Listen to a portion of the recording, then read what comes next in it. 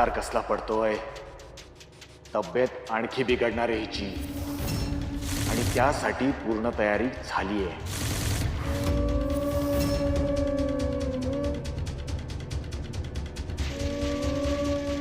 चला येतो मी. झाडाखाली जाऊन विश्राम करतो. गावातील इतर लोकही येऊन वाट बघत असतील. साधू बाबा, तुम्ही तिकडे कशाला राहता? पावसा पाण्याचा त्रास होईल. त्या झाडाखाली राहण्यापरीस तुम्ही देवळातच राहायला पाहिजे होतं. मी देवळात प्रवेश करू शकत नाहीये म्हणून तर. नाही तर असं करा ना, इथं आमच्या घराच्या बाहेरच राहा. तुम्हाला चांगला आराम बी भेटेल, आणि कुणाला भेटायला यायचं असेल तर ते इथं भेटायला येऊ शकतात.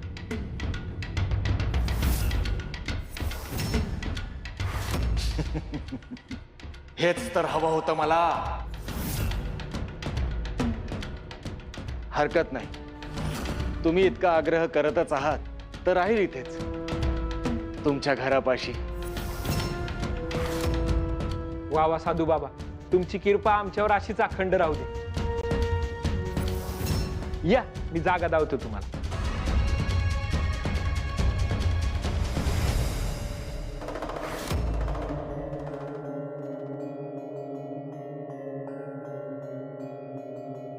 आई, तू काळजी करू नको. हा, तुला लवकर बरं वाटेल. तोपर्यंत मी सगळं घर सांभाळेन. तू झोप, आराम कर.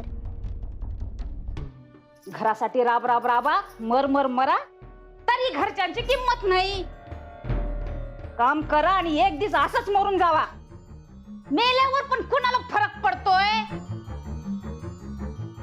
सुंदरा, अगं काय झालं? एवढी का चिडल्यास तू?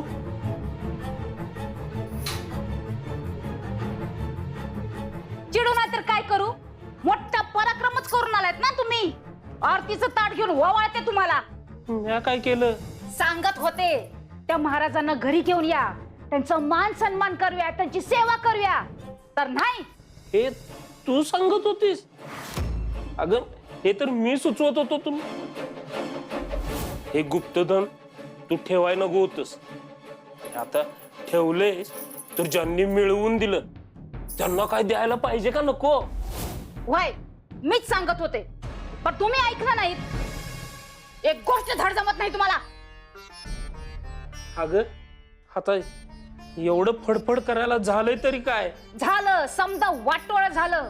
तो जनक बाबा साधू महाराजांना त्यांच्या घरी घेऊन गेला मुक्कामासाठी. आपण बसूया बोंबल्यात. सगळ्या गोष्टी नुसतं वरबडून घ्यायची सवय लागली आहे त्यांना. जरा काय बारीक सारीक काम केलं तर त्या चिमुरडीचा गावातर्फे सत्कार. कधी कोणाला वाटीभर तेल दिलं तर त्या जनक बाबाचं कौतिक, आणि त्या गंगाईच्या मोठेपणाचं कौतिक आहेच. समदे फायदा यांनाच मिळाला पाहिजे. आम्ही बसतो हरी हरी करत. अगं फायद्यासाठी नाही ग, त्या गंगाई वहिनींची तब्येत खराब आहे म्हणून जनक बाबा त्या साधू महाराजांना घरी घेऊन गेल्यात. काय नाही, समधी नाटक आहेत, नाटक. त्या साधू बाबांना हाताशी धरून समद्या गावाची तब्येत बिघडवतील. आता माझ्या मेलीचं नशीबच फुटकं. त्याला काय करणार?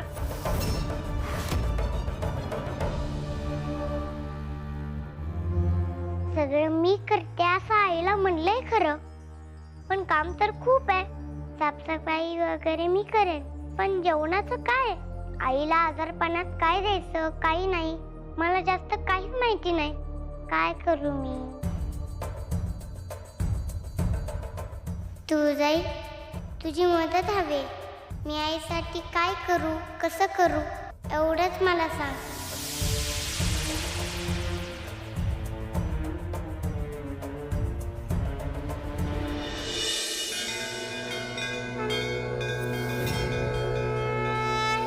अन्नपूर्णे सदा पूर्णे शंकर प्राणवल्लभे ज्ञानवैराग्य सिद्ध्यर्थ भिक्षां देहि च पार्वती माता च पार्वती देवी पिता देवो महेश्वरः.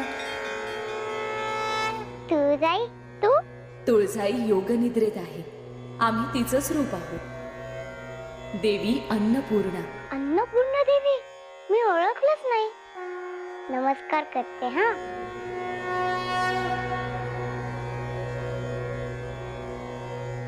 आम्ही तुझ्या मदतीसाठी आलो आहोत. खरंच? माता पार्वती जेव्हा महादेवांशी लग्न करून कैलासावर गेल्या तेव्हा तिथं स्वयंपाकघरच नव्हतं. माता पार्वतीने महादेवांकडे मागणी केली की आम्हाला स्वयंपाकघर हवंय. परंतु महादेवांनी तर भुकेवर विजय प्राप्त केला होता. त्यांना त्याची गरजच वाटेना. त्यांनी सरळ नकार दिला.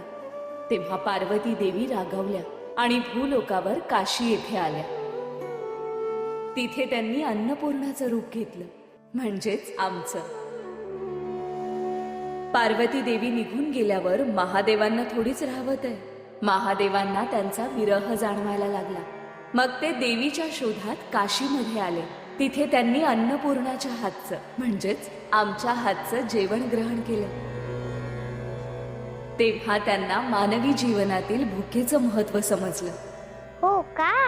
म्हणूनच तर आम्ही देवी पार्वती माता ह्यांचंच रूप आहोत.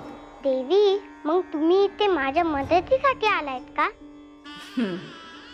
आम्ही जसं देवी पार्वतीचं रूप आहोत तसंच तुळजा देवी देखील त्यांचंच रूप आहे. आणि तू तुळजाईचा अंश आहेस. मग आम्ही तुझ्या मदतीसाठी येणारच ना. बरं झालं, माझी चिंताच मिटली. चला आता पटपट काम करूया. हो.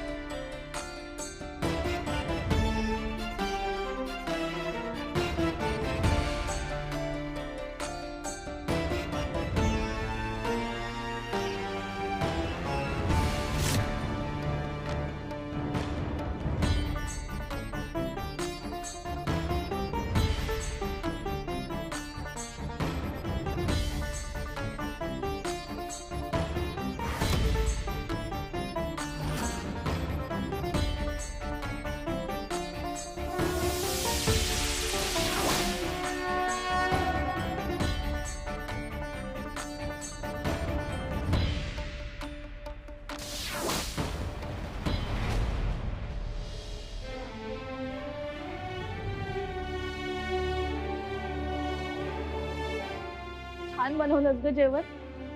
चव आहे तुझ्या हाताला. अगं, जे काय आहे ते तुझ्याकडनं शिकले मी आई. तुझा आणि तुळजाईचा आशीर्वाद आहे.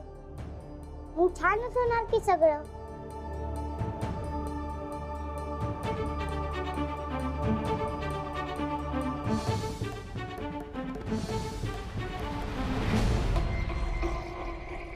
साधू बाबा घ्या, जेवून घ्या. आमच्या लेकीनं बनवलंय. हा, काही येड बागडा असेल तर गोड मानून घ्या. हा हा, मी आलो. तुझी लेक आता माझ्या तावडीत येईपर्यंत ना सगळं गोडच मानावं लागणार आहे. काही म्हणालत का साधू बाबा? नाही, काही नाही.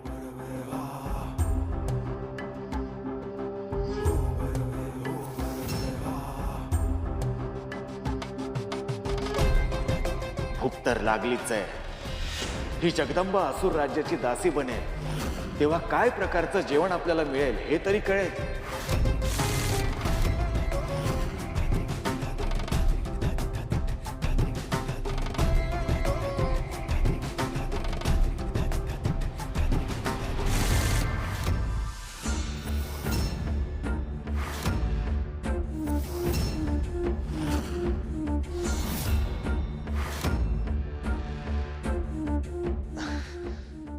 हे काय होतंय? या अन्नामुळे माझ्या शरीराचा दाह होतोय. जगदंबा दैवी अंश आहे, त्यामुळे मी तिच्या हातचं खाऊ शकत नाहीये बहुतेक.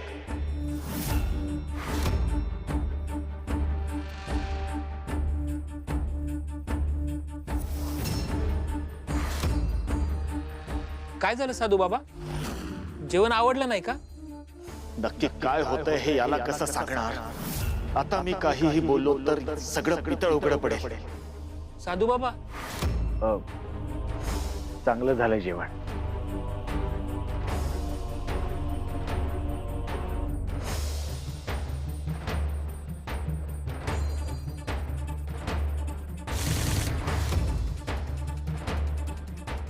हिनं केलेल्या जेवणाचा प्रत्येक घास माझ्या घशात अडकतोय. माझं शरीर आतून जळतंय.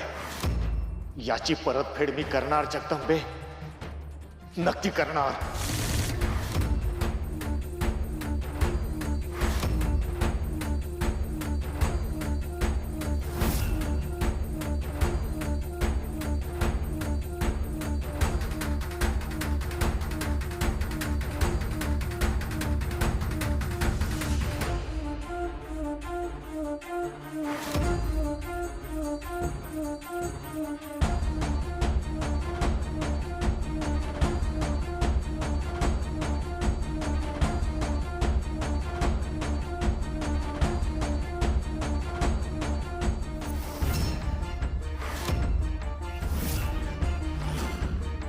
हे काय?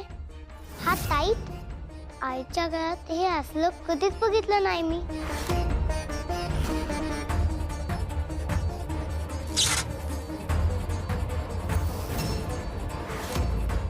आई ग, झटका बसतोय.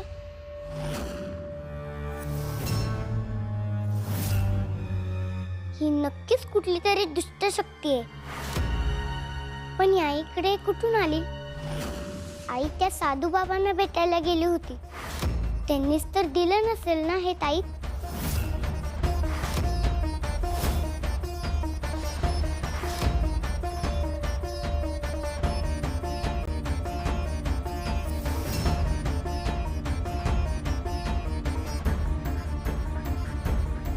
हो असेल, त्यांनीच दिलेला असेल. मला हा काढून टाकायला हवा. हा काढल्यावरच आईला बरं वाटेल.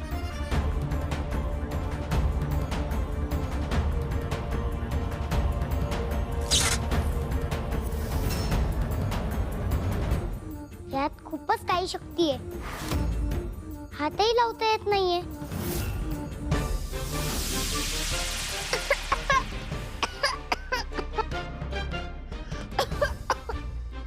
जी कुठली शक्ती आहे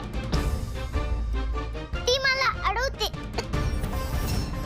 आईच्या गळ्यातून मला हे काढू देत नाहीये. पण मी ते काढणारच.